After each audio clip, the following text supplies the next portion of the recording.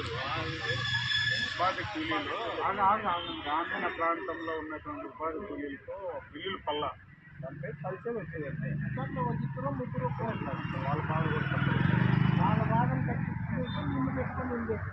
మేము వెళ్ళిపోతున్నాం. మీకైతే ఇబ్బంది ఎవరికమ్మా బాధలు ఎవరుకున్నారేమో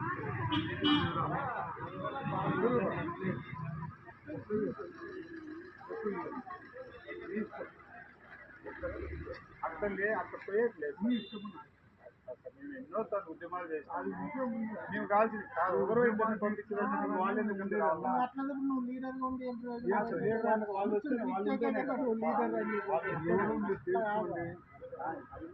లేదంటే ఏం లేదు.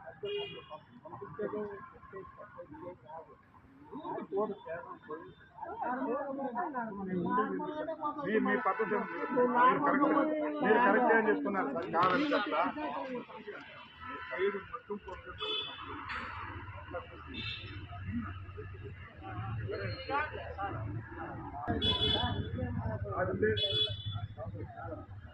ఏమంటారు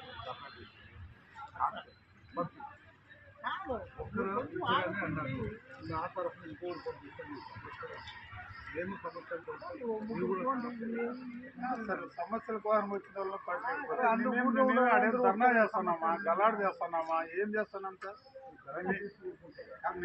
మేమేం చేస్తున్నాం? సాంరక్షంగా పోయేసి మీకు మీరే సహకరించకపోతే ఉపాధి కూలీలు సార్ అనేక సమస్యలు చెప్పుకోవాలి కదా కలెక్టర్ దగ్గర. జరుగుతున్న అన్యాయాన్ని 3 నెలలు బిల్లులు పెట్టారు.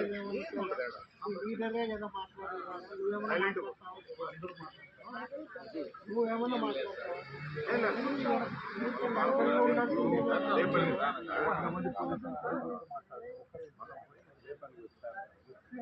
వచ్చి మీకు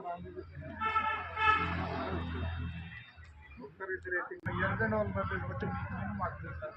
ఎన్ని ఉద్యమాలు చేయలేదు సార్, 100 మందితో చేశాం ప్రత్యేక చెప్తున్నాను సార్. మేమేమన్నా గలాడ్ రాడమ్మా సైలెంట్ పోరాడు. ఏమన్నా చెప్తే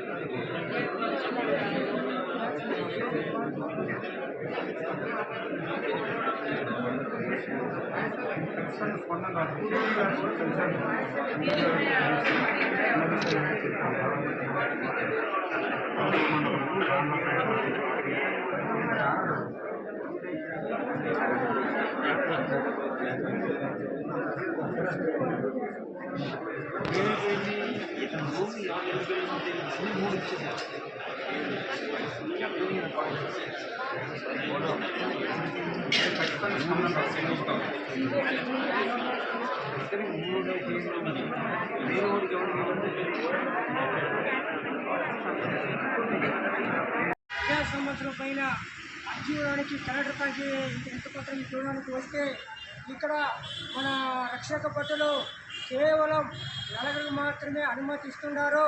అది కలెక్టర్ చెప్పినాడు లేకపోతే ఎవరు మాకైతే తెల్లగానే కనీసం ఎప్పుడు ఉద్యమాలు చేసే వాళ్ళు కమ్యూనిస్టులు 4 మాత్రమే అవకాశం ఇస్తున్నారు.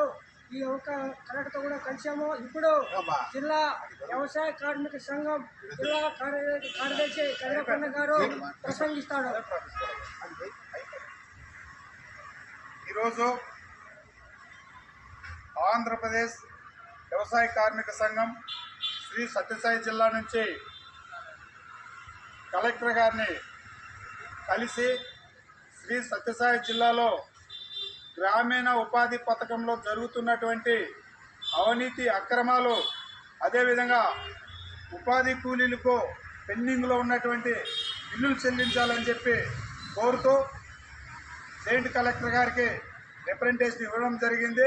వ్యవసాయ కార్మిక సంఘం ఆధ్వర్యంలో ప్రధానంగా శ్రీ సత్యసాయి జిల్లాలో గ్రామీణ ఉపాధి పని లేక ఇతర రాష్ట్రాలకు వలస పోతూ ఉంటే ఈ గ్రామీణ ఉపాధి పథకంలో ఉన్నటువంటి చట్టాలను ఈరోజు అధికారులు ఏమాత్రం అమలు పరచలేదు. ఎందుకంటే గ్రామీణ ఉపాధి పథకంలో చేసినటువంటి బిల్లులు ఇంతవరకు 6 వారాల నుండి కూడా చెల్లించాల.